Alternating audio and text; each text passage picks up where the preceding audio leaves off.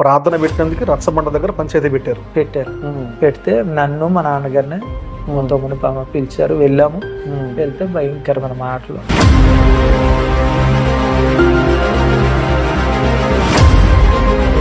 ఊళ్ళో ప్రార్థన పెడితే ఏ సంబంధాలు ఉంటాం, వెళ్ళేస్తున్నామని ఊళ్ళో నుంచి మిమ్మల్ని బహిష్కరిస్తున్నాం. ఏ ఉపయోగాలు ఇప్పుడు పండ్లోకి వెళ్ళము, కిరణా సరుకులు వెళ్ళము, ఇంకా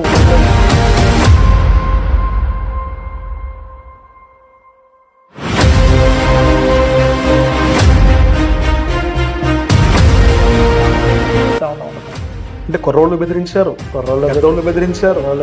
ఊళ్ళో రచ్చబండ దగ్గర పెద్ద మనుషులు పంచాయతీ పెట్టి ఊళ్ళో దేంట్లో మీకు సంబంధం లేదని వెలివేశారు. అవును, ఇన్ని జరుగుతున్నా నేను ఆపుకోలేదు.